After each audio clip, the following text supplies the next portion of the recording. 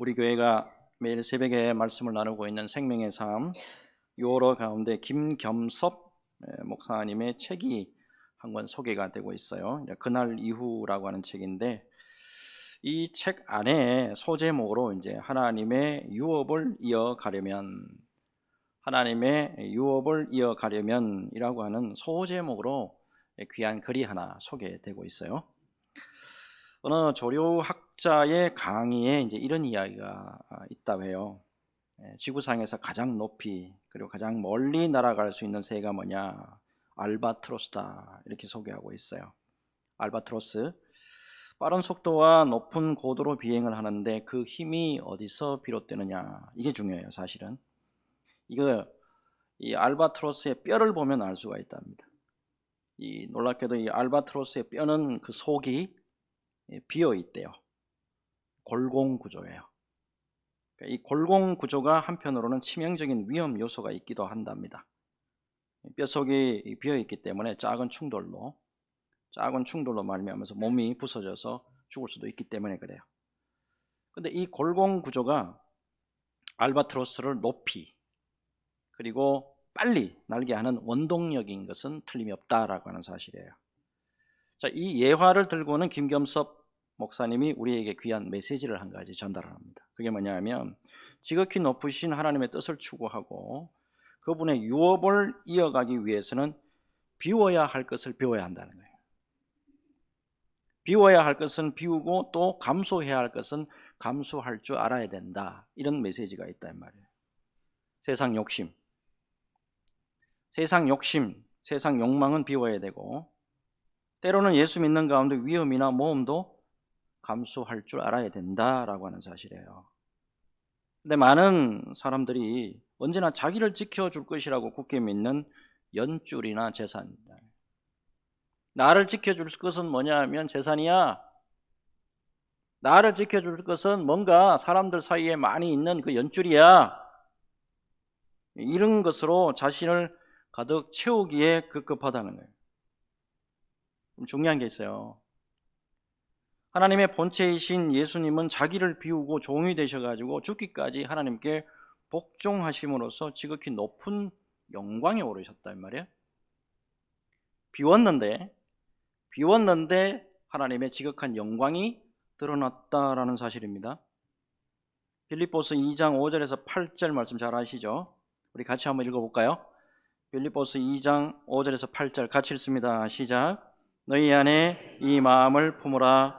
곧 그리스도 예수의 마음이니 그는 근본 하나님의 본체시나 하나님과 동등됨을 취할 것으로 여기지 아니하시고 오히려 자기를 비워 종의 형체를 가지사 사람들과 같이 되셨고 사람의 모양으로 나타나사 자기를 낮추시고 죽기까지 복종하셨으니 곧 십자가에 죽으심이라. 아멘. 예수님은 하나님이시잖아요. 하나님이 이 땅에 사람의 형체를 입고 오셔가지고 가장 먼저 하신 일이 자기를 비우는 거예요. 하나님이 이 땅에 오셔서 제일 먼저 하신 일이 자기를 비우고 낮추셨다 이 말이에요. 하나님이 자신을 비움으로써 낮아지시고 우리 인간들의 죄를 속량하시기 위해서 죽기까지 복종해 주셨다라는 거예요. 여러분, 그런데 우리 믿음의 생활을 한번 들여다봅시다. 우리는 그동안의 믿음 생활을 참 길게 하면 길게 했고 짧게 하면 짧게 하셨다, 나름대로 이렇게 생각이 있을 거예요. 그렇다고 한다면 얼마나 우리는 우리 자신을 비우고 살았느냐 하는 거예요. 얼마나 우리는 비우고 살았어요. 무엇보다도 채우는데 급급해가지고 뭔가 쌓고 자꾸 모으려고 하는 거예요. 여기에 급급한 게 아니고 오히려 비우는 것이 하나님의 뜻이에요. 기독교는 다른 지금 머릿속에 딴 자꾸 엉뚱한 바람이 들어가 있다고, 많이 가지고 많이 쌓는 게 그게 좋은 줄 알아. 이 비우는 게 하나님의 뜻이라고. 자, 오늘은 이런 귀한 메시지를 기억하면서 말씀 속으로 한번 들어가 보겠습니다. 말씀 듣는 가운데 세상 것은 자꾸 비워지고, 말씀 듣는 가운데 세상 것은 자꾸 비워지고 주님의 진리의 말씀만 채워지는 귀한 시간 되시기를 예수 그리스도 이름으로 축복합니다. 자, 계속해서 사도행전 강의하겠는데, 사도 바울이 가이사랴에서 복음으로 말미암아서 당하는 고난의 모습이에요. 고난이 끝이 없죠. 그리고 계속해서 변론합니다. 그죠? 그 다음에요, 사명에 있어서 정말 최선을 다합니다. 자, 오늘 근데 본문 1절을 딱 보니까 이 아그리빠라는 사람이 나와요. 아그리빠. 이 아그리빠가 누구냐? 당시 이스라엘을 통치했던 유대인 출신의 왕입니다. 정확히는 아기 예수님을 죽이려 했던 헤롯 대왕의 손자예요. 그래서 헤롯 아그리빠 2세입니다. 앞에 우리 24장의 말씀 기억하실런가 모르겠는데, 벨릭스 총독의 아내가 드루실라죠. 이 드루실라하고 남매지간이에요. 자, 지금까지 이제 말씀의 흐름을 이해하시는 것, 이게 굉장히 좀 중요한데, 가이사랴 총독으로 지금 벨릭스에서 베스도로 지금 교체가 됐죠. 자, 이 베스도 총독 앞에서 사도 바울이 유대인들의 고소에 대해서 변론을 하면서 내가 로마 황제에게 재판을 받을 수 있도록 요청을 합니다. 그래서 드디어 이제 바라고 원했던 대로 로마에까지 가서 이제 복음을 전할 수 있는 길이 열립니다. 근데 이때 당시 이스라엘을 다스렸던 아그리빠 왕이 베스도 총독에게 문안 인사 오게 돼요. 자, 이때 이제 베스도가 아그리빠에게 바울에 대해서 이제 자문을 구하게 됩니다. 아무래도 아그리빠가 유대인이잖아요. 유대인이면서 유대 종교에 대해서 많이 알고 있었기 때문에 자문을 구해요. 자, 이렇게 해서 사도 바울이 아그리빠 왕 앞에서 이제까지 변론하게 됩니다. 자, 1절과 2절 한번 보면, 아그리빠가 바울에게 이르되 너를 위하여 말하기를 내게 허락하노라 하니, 이에 바울이 손을 들어 변명하되 아그리빠 왕이여, 유대인이 고발하는 모든 일을 오늘 당신 앞에서 변명하게 된 것을 다행히 여기나이다. 자, 여기서 아그리빠 왕에게 사도 바울이 복음에 대해서, 진리에 대해서 변론하게 되었는데, 이게 사도행전에 나오는 최후 마지막 변론입니다. 무엇보다도 그동안의 말씀을 우리가 계속 살펴봤는데, 총 몇 번의 사도 바울의 변론이 나오냐면 총 5번의 변론이 나와요. 사도행전 22장부터 딱 보시면 제일 먼저, 자, 예루살렘이죠. 예루살렘에서 유대인들 앞에서 변론합니다. 그 다음에 23장을 보게 되면 사내들인 공회 앞에서 두 번째, 그 다음에 24장으로 넘어가게 되면 벨리스 총독 앞에서, 그 다음에 25장 보면 베스도 총독 앞에서, 그리고 마지막이죠. 26장 오늘 이 본문처럼 아그리빠 왕과 베스도 총독 앞에서 변론합니다. 자, 이렇게 해서 5번에 걸쳐서 사도 바울이 변론을 했는데, 중요한 거는 이 변론할 때마다 내가 지금 이 법정에 서 있는 것은 무죄입니다. 지금 잘못된, 지금 죄로 말미암아서 잘못된 법에 의해서 나는 지금 여기 자리에 서 있지만 사실 나는 무죄입니다 라고 하면서 같이 복음의 말씀을 같이 증거하고 있다라고 하는 사실이에요. 자, 어쩌면은 사도 바울이 변론을 하면서 꼭 복음을 막 증거하는 이 모습이 있잖아요. 이런 법정에 서가지고 복음을 증거하는 것이 과연 얼마나 먹힐까, 이런 생각할 수도 있을 거예요. 법정에 서가지고 예수 그리스도의 복음을 믿으십시오라고 이렇게 간증을 하고 말씀을 선포했을 때 듣기나 했을까요? 자, 그런데 여러분, 로마서 10장 17절에 이런 말씀이 있죠. 그러므로 믿음은 들음에서 나며 들음은 그리스도의 말씀으로 말미암았느니라. 이게 무슨 뜻이죠? 여러분, 복음의 말씀을 많이 듣잖아요. 복음의 말씀이 많이 들려지잖아요. 그러면 믿음이 생겨나기 마련이다라는 거예요. 사도 바울은 자기가 한 말이에요. 디모데후서 4장 2절의 말씀처럼 때를 얻든지 못 얻든지 좌우지간 어느 곳에 섰든지 간에 복음의 말씀을 증거를 했다고. 자, 지금까지 기록을 보면, 자, 사도 바울의 변론을 듣고 믿은 사람이 거의 없다라고 생각하실 수가 있어요. 그런데 여러분, 중요한 것은 이런 경로를 통해서 때를 얻든지 못 얻든지 복음의 말씀을 증거하는 이 경로를 통해서 놀랍게도 예루살렘뿐만 아니고 자, 유대를 건너서 사마리아와 로마와 땅끝까지 이르러서 복음이 증거됐다라고 하는 사실이에요. 자, 특별히 여러분, 사도행전 17장에 우리가 말씀 보기를 원하는데, 이 아테네에서 사도 바울이 선교하잖아요. 복음 증거를 했다고. 근데 다른 어떤 선교 지역보다도 아테네 여기서 복음 전할 때가 가장 힘들었어요. 사도 바울이 선교한 곳 중에서 가장 반발이 많았고 가장 힘들어서 애를 먹은 것이 바로 이곳이에요. 근데 좌우지간 때를 얻든지 못 얻든지 주님 앞에서 순종하는 마음으로 복음을 전했다고요. 그랬더니 사도행전 17장 34절을 보면 아덴의 종교재판소입니다. 아레오바고, 여기 관리 디오누시오와 다말이라는 여자와 또 다른 사람들도 있었더라, 이렇게 기록을 하고 있어요. 정확한 기록 한번 보겠습니다. 사도행전 17장 32절 34절이죠.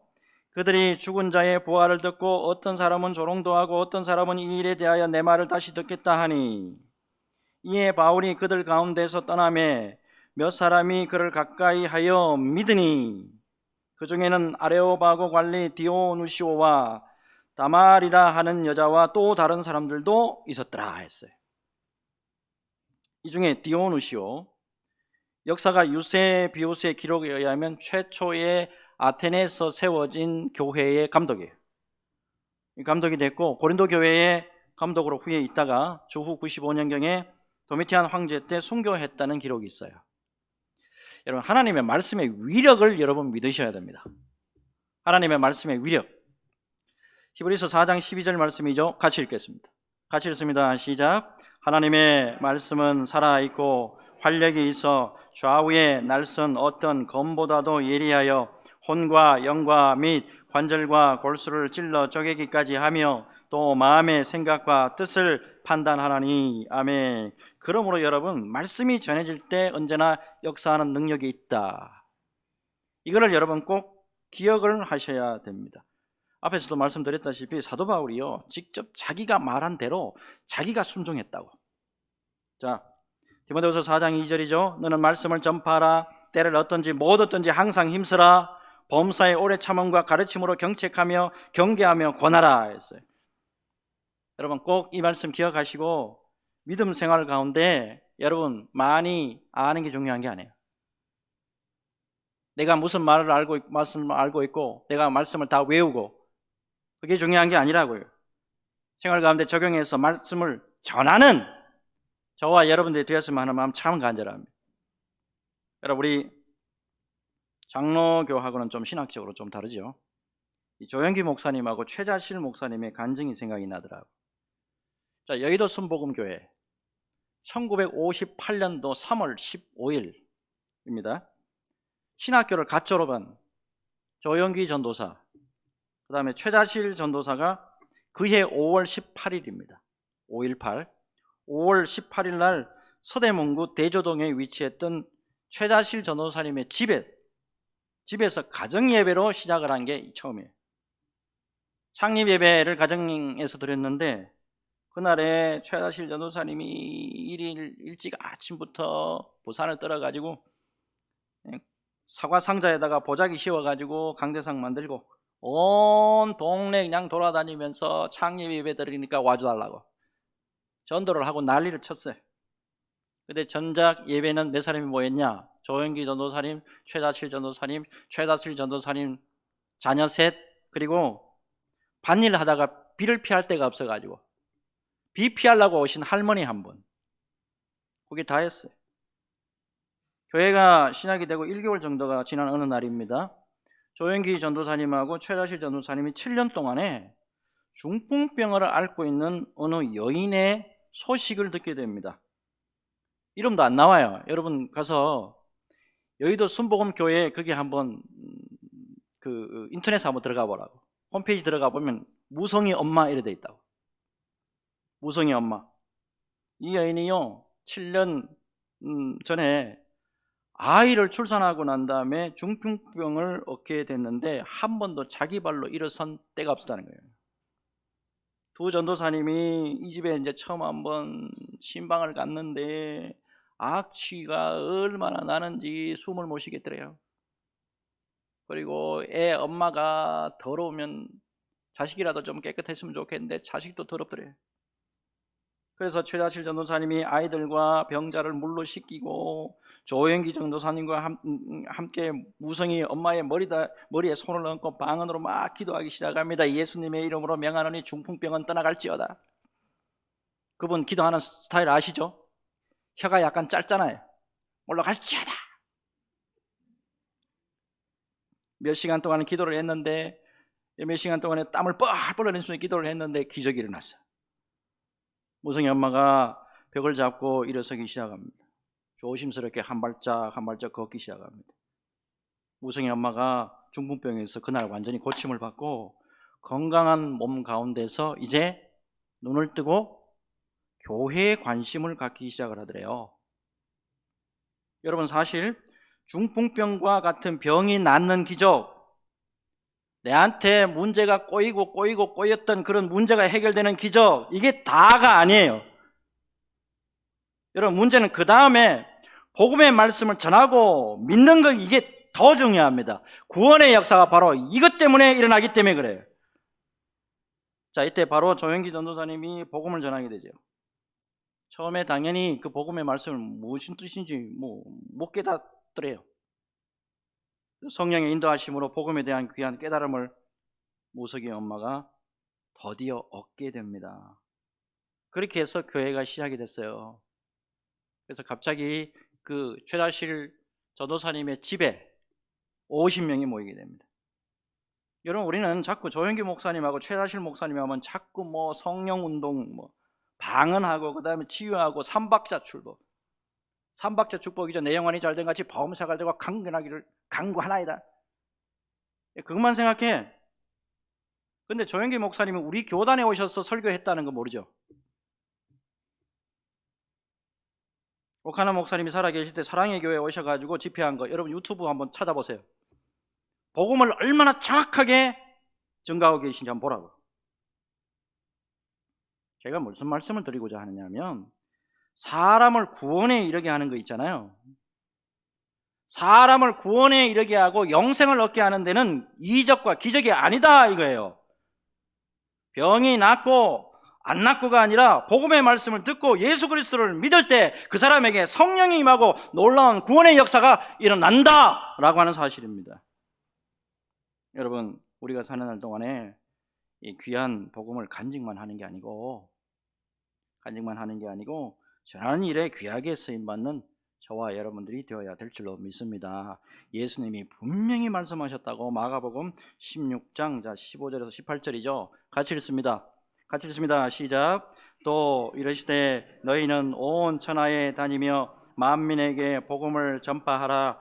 믿고 세례를 받는 사람은 구원을 얻을 것이요 믿지 않는 사람은 정죄를 받으리라. 믿는 자들에게는 이런 표적이 따르리니 곧 그들이 내 이름으로 귀신을 쫓아내며 새 방언을 말하며 뱀을 집어 올리며 무슨 독을 맞으실지라도 해를 받지 아니하며 병든 사람에게 손을 얹은즉 나으리라 하시더라.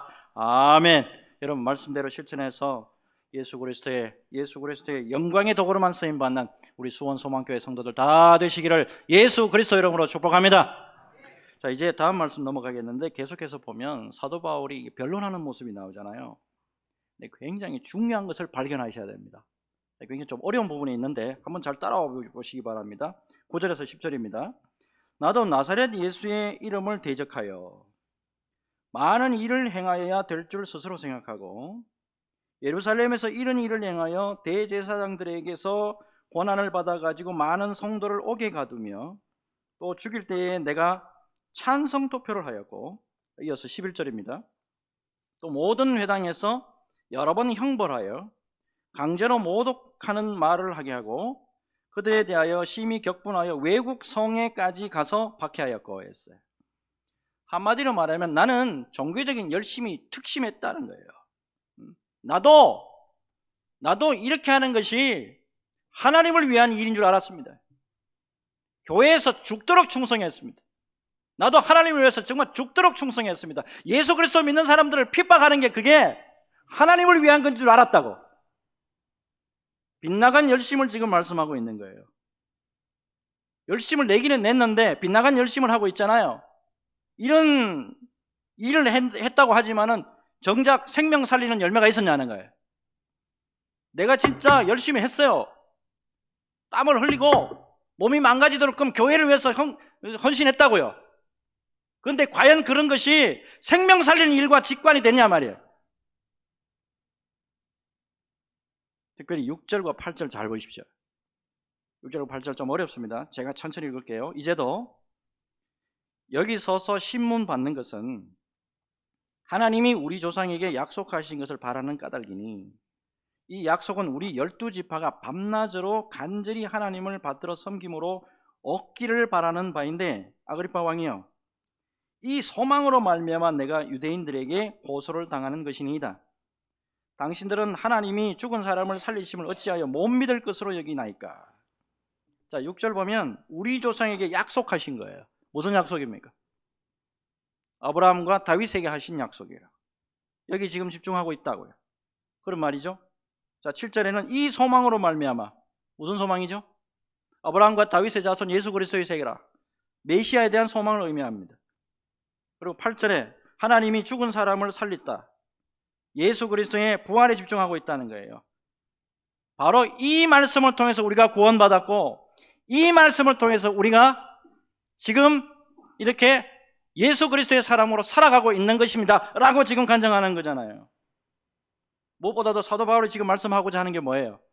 다메섹 도상에서 부활하신 예수님을 만났기 때문에, 부활하신 예수님을 만나고 내가 경험을 했기 때문에 지금까지 이렇게 말씀 전하는 사도의 생활을 감당하고 있는 것입니다 라고 지금 변론하고 있는 거잖아요.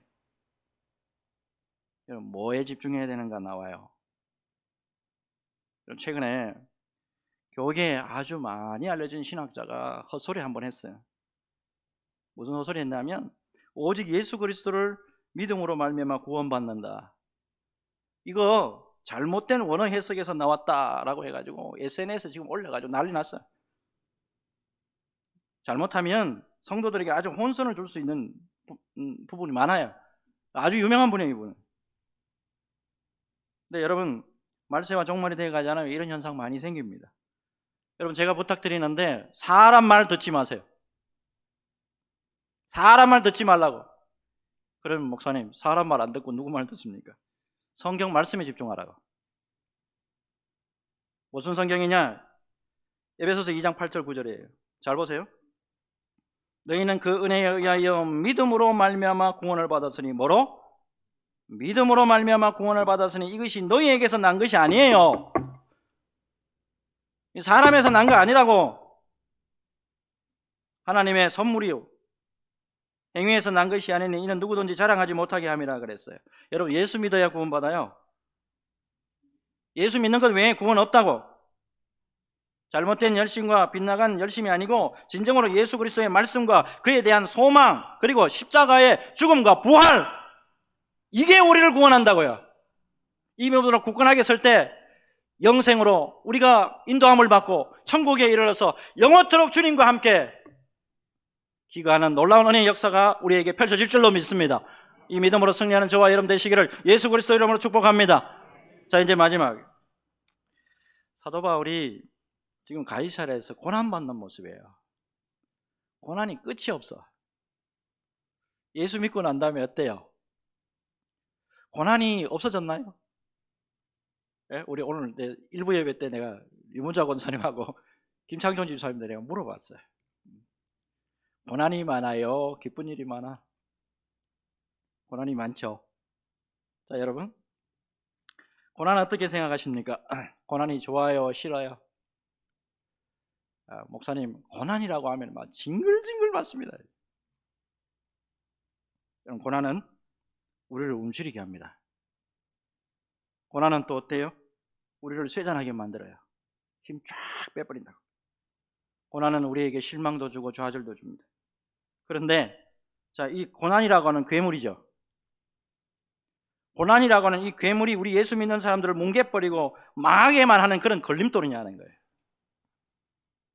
고난이 왔다 해가지고 우리 다 무너지나요? 고난이 왔다 해가지고 우리가 다 망하나요? 이 놀라운 하나님의 섭리를 발견할 수 있는 눈이 열리시기를 예수님의 이름으로 축복합니다.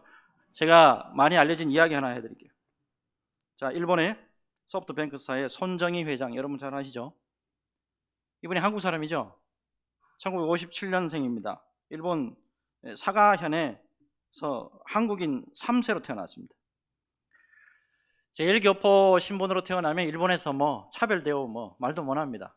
뭐 책을 좀 읽어봤는데, 이분에 관련된 책을 어린 시절에 일본 아이들한테 돌로 그냥 뭐 머리를 맞고 막 그랬더라고. 근데 이분이 한창 잘 나갈 때 1983년도입니다. 간염을 얻어가지고 시한부 인생을 삽니다. 당신 얼마 못 살아요 그랬다고. 근데 이분 정말 대단해요. 시한부 인생 판정을 받고 난 다음에 3년 동안의 병원에 입원합니다. 근데 이게 가능한지 모르겠는데 3년 동안 입원하면서 독서를 했는데 4,000권의 책을 읽어요. 어떻게 하루에 얼마를 읽어야 4,000권을 읽는 거야? 그리고 이게 더 중요한 게, 가족들과 아이들의 미소를 보면서 병마를 이겨냅니다. 자, 이후에 이 사람의 사업 철학이 바뀌어요. 특별히 아이들의 미소를 보면서. 사업 철학이 어떻게 바뀌었냐면, 좀 더 이 아이들의 미소를 내가 더 보고 살 수는 없을까? 어떻게 하면 좀 더 아이들을 이 사회에서 행복하게 만들어갈 수 없을까? 이게 사업 제1순위.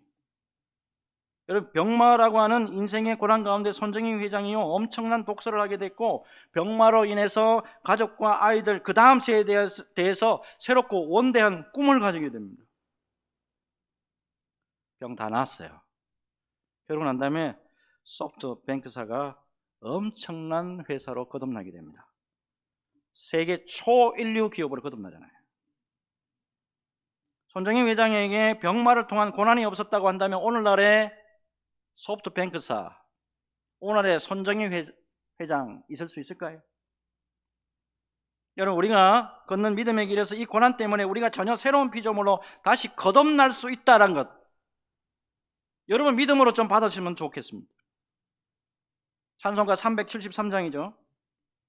373장. 자, 이 찬송이 이거잖아요. 고요한 바다로 저 천국 향할 때 주 내게 순풍 주시니 참 감사합니다. 이 찬송 잘 아실 거예요. 이 찬송가 어거스터스 몬테규 톱 레이디라고 하는 목사님이 작사를 했어요. 1740년에 태어나셨는데, 이분이 1775년쯤에 한참 목회를 잘 하고 있는 가운데서 이 찬송을 작사하게 됩니다. 자, 우리 가사 전체 한번 볼게요. 1절이죠. 고요한 바다로 저 천국 향할 때 주 내게 순풍 주시니 참 감사합니다. 2절이 참 유명하죠. 큰 물결 일어나 나 쉬지 못하나 이 풍랑으로 인하여 더 빨리 갑니다. 3절 내 걱정 근심을 쉬 없게 하시고 내 주여 어두운 영혼을 곧 밝게 하소서. 4절 이 세상 고락한 주 뜻을 본받고 내 몸이 의지 없을 때 큰 믿음 주소서. 아멘입니까? 여러분, 2절을 다시 한번 보면 우리 믿음의 길 가운데 큰 물결이 나요. 앞에서 불어올 때는, 앞에서 이 큰 폭풍이 불어오고 태풍이 불어올 때는 못 가요. 근데 이게 뒤로 불면 어때요? 이게 뒤에서 불면 생각보다 모든 것을 잘 극복하고 더 빨리 가는 은혜가 있다 이 말이에요. 시편 119편 71절에서 73절입니다. 고난당하는 것이 내게 유익이라. 이로 말미암아 내가 주의 율례를 배우게 되었나이다. 주의 입의 법이 내게는 천천 금은보다 좋으니이다. 주의 손이 나를 만들고 주의 손이 나를 만들고 세우셨사오니 내가 깨달아 주의 계명들을 배우게 하소서. 아멘입니까? 여러분, 고난이라는 게 때로요 우리를 힘들게 해요. 맞아요. 우리를 쓰러지게 만들고 절망하게 만들고 정말 이제 도망가고 싶을 정도로 힘들게 해요. 그런데 우리 믿음의 사람들에게 고난을 통해서 놀라운 역설이 있고 놀라운 반전의 역사가 하나님의 놀라운 크신 손으로 말미암아 이루어진다고 하는 사실, 믿음으로 받는 저와 여러분들이 되었으면 합니다. 여러분, 사도 바울의 삶이 그랬고 성경에 나오는 모든 믿음의 사람들이 다 그랬습니다. 찬송가 373장의 가사처럼 이 풍랑을 인해서 우리가 더 오히려 빨리 가고 더 은혜로운 곳으로 가게 하시는 놀라운 주님의 섭리를 믿으시고 끝까지 믿음의 반석 위에 세우시면서 끝까지 기도로 나아가기를 원하고 믿음으로 주님 앞에 끝까지 나아갈 때 하나님이 반드시 놀라운 응답의 역사로 우리 믿음의 사람들에게 함께 해주실 줄로 믿습니다. 이 믿음으로 승리하는 저와 여러분 모두가 되시기를 예수 그리스도 이름으로 축복합니다.